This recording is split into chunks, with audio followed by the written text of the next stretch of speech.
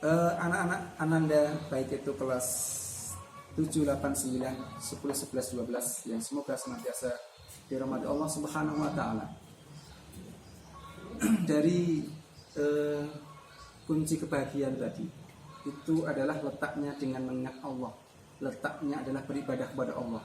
Selama kita bisa beribadah kepada Allah Subhanahu wa taala, apapun kondisinya, maka pasti dia akan merasakan kebahagiaan. Pasti dia akan merasakan semangat. Oleh sebab itu, ketika membaca Quran kita, sholat tarawih kita, puasa kita, tidak menjadikan kita hati menjadi lapang, hati menjadi tenang, kemudian hidup menjadi bersemangat, maka kita evaluasi, kita jangan-jangan puasa kita itu lebih banyak tidak ikhlasnya misalnya, lebih banyak mengeluhnya, atau lebih banyak melakukan hal-hal yang membuat terkurangnya pahala puasa kita, sehingga amal-amal itu menjadikan kita tidak berefek. Padahal pasti setiap amal soleh itu akan memberikan kebahagiaan setiap kaum muslimin, seorang mukmin yang mengamalkan.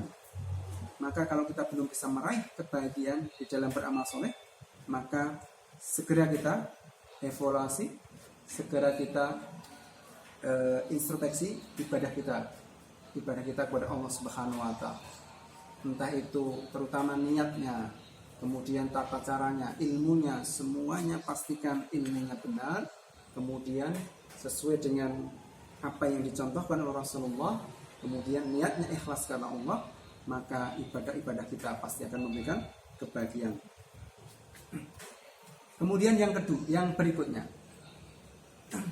tadi tentang yang pertama tentang ibadah itu jangan mendominkan jangan yang didominasi, jangan sampai perasaan kita mendominasi, kemudian jangan sampai lingkungan itu mendominasi.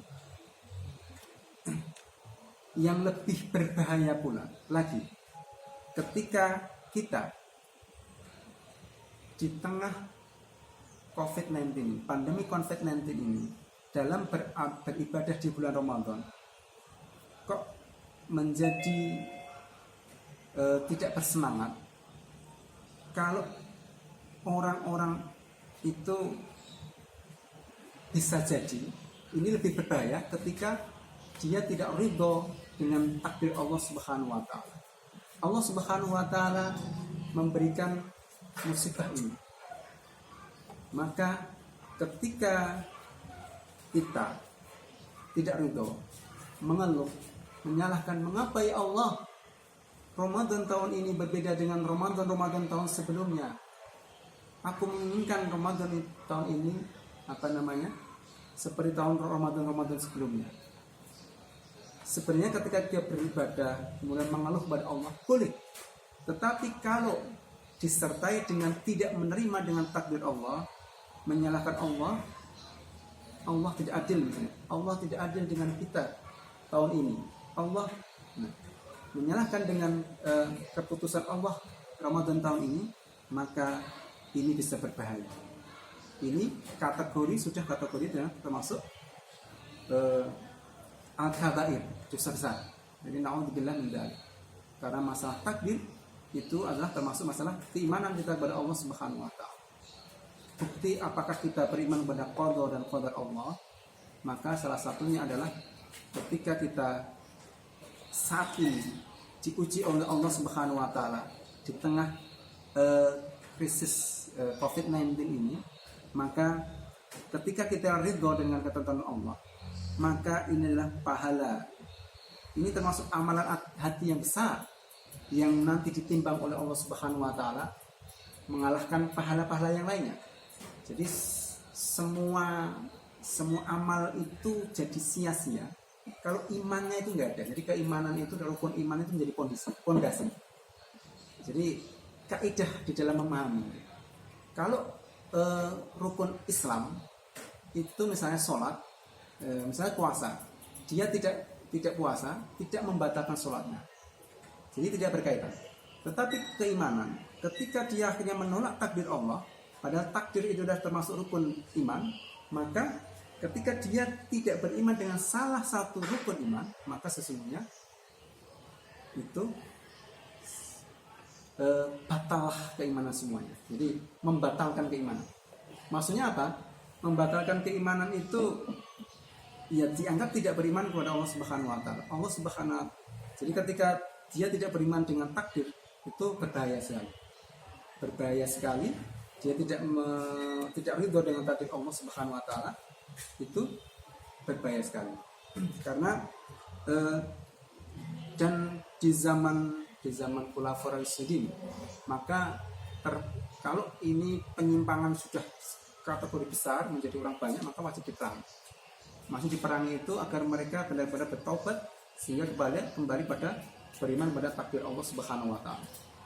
Jadi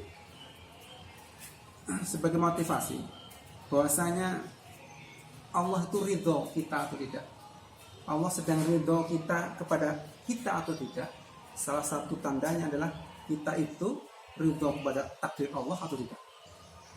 Kalau kita tidak ridho kepada takdir Allah, kita diuji dengan di tengah pandemi ini, kemudian maka sesungguhnya Allah tidak ridho kepada kita. Rasulullah SAW bersabda dalam hadis yang diriwayatkan oleh Anas bin Malik, bahwasanya Nabi SAW bersabda yang artinya sesungguhnya apabila Allah mencintai suatu kaum, maka dia mengujinya. Apabila Allah mencintai suatu kaum, maka Allah mengujinya. May yuridillahu bihi khairan yusib minhu. Atau ini hadis yang sejenis. Barang siapa yang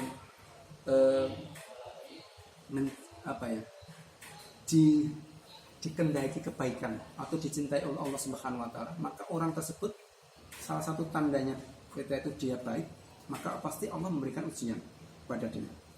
Kemudian setelah hamba tersebut diberi ujian, kemudian Rasul mengatakan barang siapa dia ridho, dia menerima, dia tidak menyalahkan Allah, dia menerima, mungkin walaupun berat, yang menerima itu ada yang menerima berat, ringan, tetapi dia kondisinya tetap menerima.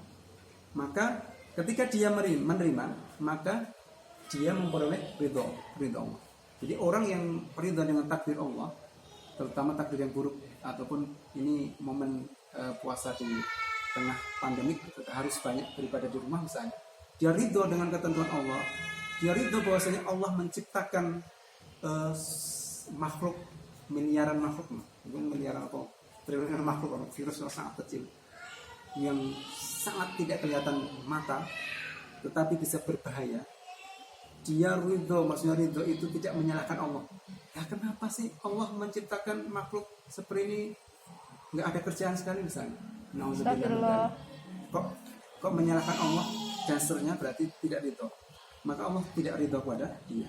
Barang siapa yang tidak suka dengan takdir Allah, cobaan Allah, maka mendapat murka Allah Subhanahu wa taala. Maka ini yang penting saya tekankan, jangan sampai walaupun bercanda, ingat dalam masalah keimanan itu jangan sedikit pun bercanda, jangan sekali bercanda, apalagi dengan takdir Allah Subhanahu wa taala ini. Jangan sekali-kali kita menyalahkan Allah Subhanahu wa taala dalam kondisi sesuatu yang tidak nyaman, membuat tidak nyaman. Sekali-kali kedepankan husnudzon kepada Allah, kedepankan ridho kita kepada Allah Subhanahu wa taala. Selanjutnya